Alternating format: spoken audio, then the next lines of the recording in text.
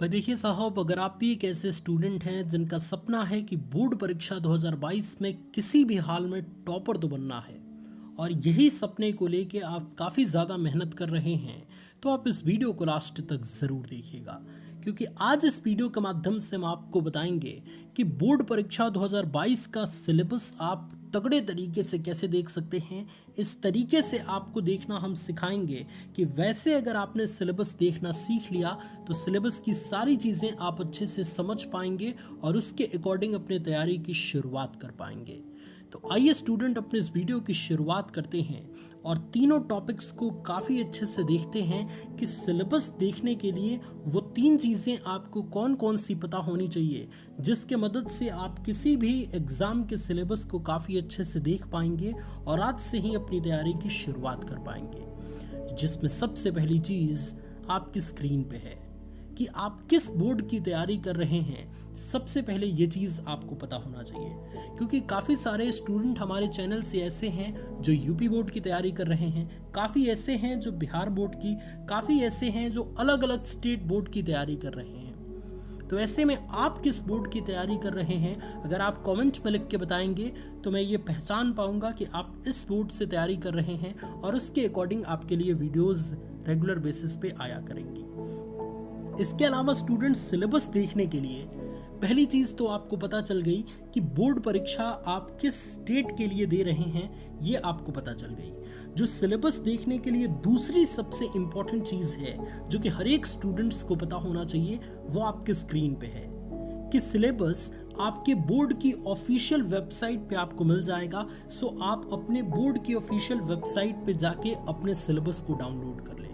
सबसे पहला प्रश्न हमने इसीलिए आपसे पूछा क्योंकि हर एक स्टेट बोर्ड के लिए अलग अलग उनकी वेबसाइट होती है, अलग अलग उनकी ऑफिशियल वेबसाइट होती है। जैसे अगर यूपी बोर्ड की बात करेंगे तो upmsp.in होता है, सीबीएसई बोर्ड की बात करेंगे तो cbse.nic.in होता है। इसके अलावा अन्य स्टेट बोर्ड के लिए अलग अलग उनकी बोर्ड की ऑफिशियल वेबसाइट होती है।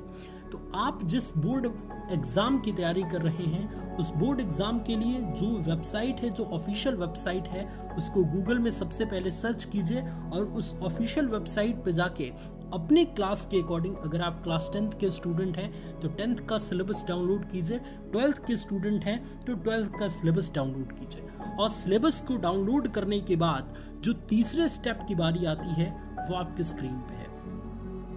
बोर्ड परीक्षा के लिए आप अपना सिलेबस किस तरीके से देखेंगे, ये तीसरी चीज पे काफी ज्यादा डिपेंड करता है। सिलेबस आपने डाउनलोड कर लिया, अब सिलेबस को ओपन करें और स्टेप बाय स्टेप सिलेबस इस तरीके से देखें। अब इसके अंतर्गत भी तीन चीजें आपको हमेशा ध्यान रखना है। सिलेबस जैसे ही आप ओपन करते हैं तो सबसे पहले आपको ये पता करना है कि आप जिस भी एग्जाम की तैयारी कर रहे हैं, जिस क्लास की तैयारी कर रहे हैं, उसमें आपको कितने सब्जेक्ट्स पढ़ने हैं।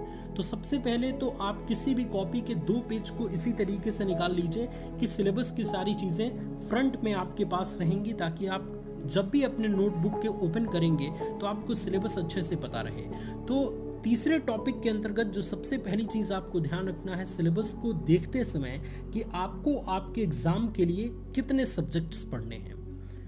अब तीसरे टॉपिक्स के अंतर्गत जो दूसरी चीज़ आपको इम्पॉर्टेंट रूप से ध्यान रखनी है कि आपको प्रत्येक सब्जेक्ट में कौन कौन सा टॉपिक्स पढ़ना है, ये भी आपको पता करना होगा।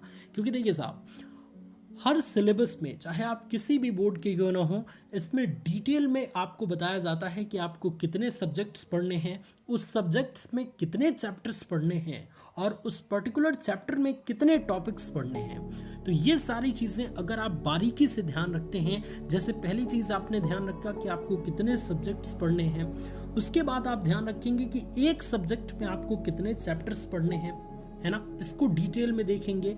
और एक चैप्टर में आपको कितने टॉपिक्स पढ़ने हैं, ये भी आप डिटेल में देखेंगे। क्योंकि न्यू सिलेबस के अकॉर्डिंग बहुत सारी चीज़ें ऐसी हैं जो रिड्यूस कर दी गई हैं, आपके सिलेबस से हटा दी गई हैं। तो अगर आप बिल्कुल स्टेप बाय स्टेप ये काम नहीं करेंगे तो काफ़ी मुश्किल हो सकता है आपके लिए। इसीलिए मैं सिलेबस देखने पे इतना आपको जोर लगा रहा हूँ। तो प्रत्येक टॉपिक को आपको अच्छे से समझना है।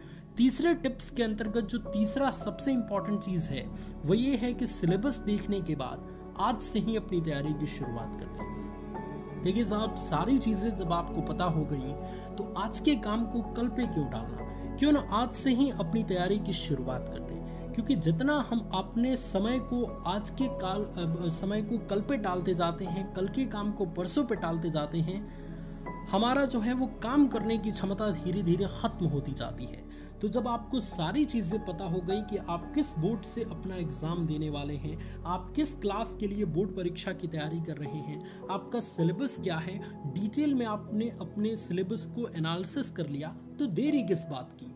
आज से ही, अभी से ही अपने बोर्ड परीक्षा की तैयारी की शुरुआत कीजिए और बिल्कुल अच्छे तरीके से डिसिप्लिन के साथ रेगुलर एक रूटीन बनाइए और उस रूटीन को फॉलो करते हुए अपनी तैयारी की शुरुआत कर दीजिए। ध्यान रखेंगे जो रूटीन आपका रहना चाहिए वो मैक्सिमम 10 से 15 दिन का रहना चाहिए। उसके बाद अगर आपकी स्ट्रेंथ बढ़ती है, आपको पढ़ने में मज़ा आता है, तो फिर नया रूटीन बनाइए और उसमें अधिक से अधिक समय अपनी पढ़ाई को दीजिए।